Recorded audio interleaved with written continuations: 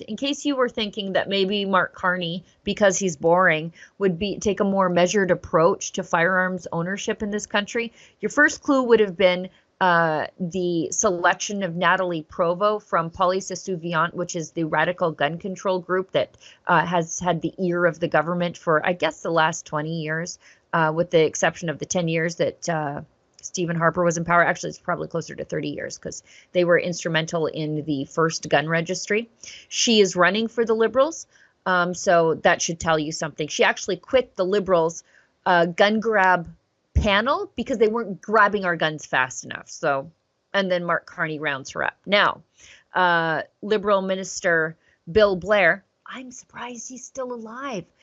He promotes the lie that the Liberal Party respects legal gun owners despite constant demonization and a pledge to just take our private property, our family heirlooms, and stick them in a crusher because, well, it's a lot easier to deal with us than it is to deal with the gangs in Toronto that Bill Blair oversaw their takeover when he was the police chief there.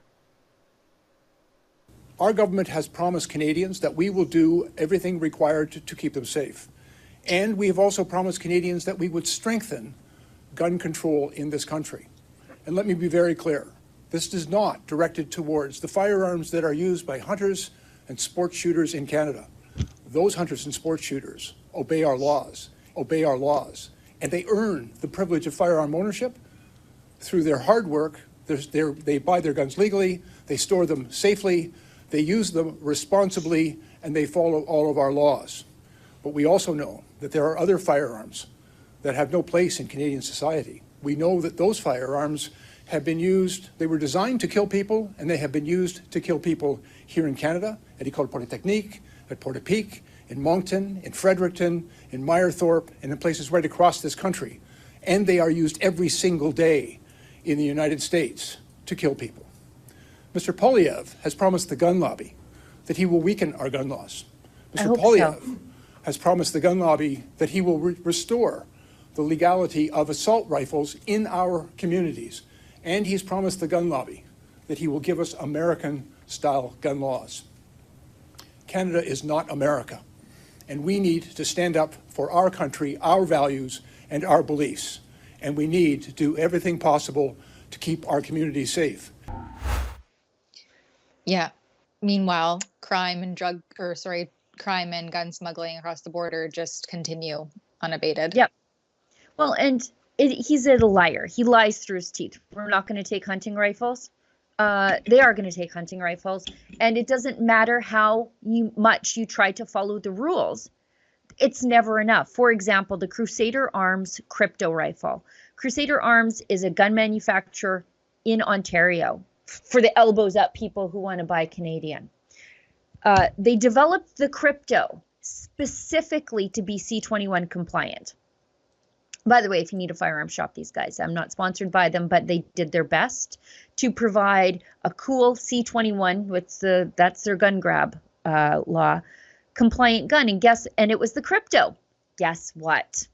The Liberals last week, well, the RCMP Firearms Office, so by extension the Liberal government, because all the powers that they have, they are granted by the Liberal government, they banned the crypto, which was manufactured to meet all the specs laid out by the Liberal government. And it didn't matter because they can do this arbitrarily, and they've been doing it arbitrarily all along. They say they don't want to take your hunting rifles.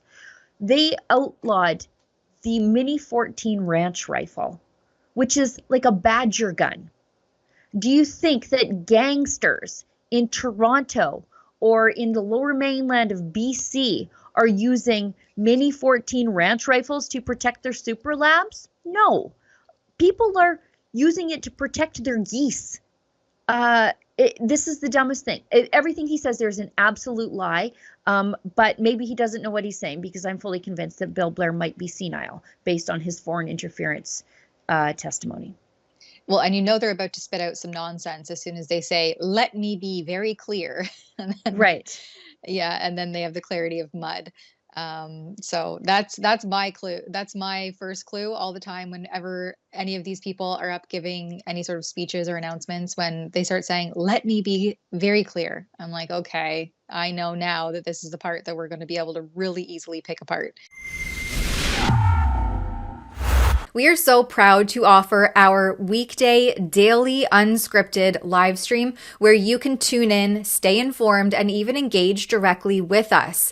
We have a rotating set of Rebel News journalists that join, and it's just a fun way to get to know us a little bit better and hear our unfiltered, off-the-cuff commentary. But this doesn't run on thin air. It takes resources, time, and, of course, effort. That's why we're calling on you to support us. It's very simple. You just visit rebelnews.com/rebel roundup and help us not only by watching, but by sharing that link with all of your friends. And hey, maybe even consider chipping in a small donation to help fuel our independent journalism and keep Rebel News alive. Every dollar counts and every contribution keeps us going. Visit rebelnews.com/rebel roundup to learn more. Thanks so much for your support.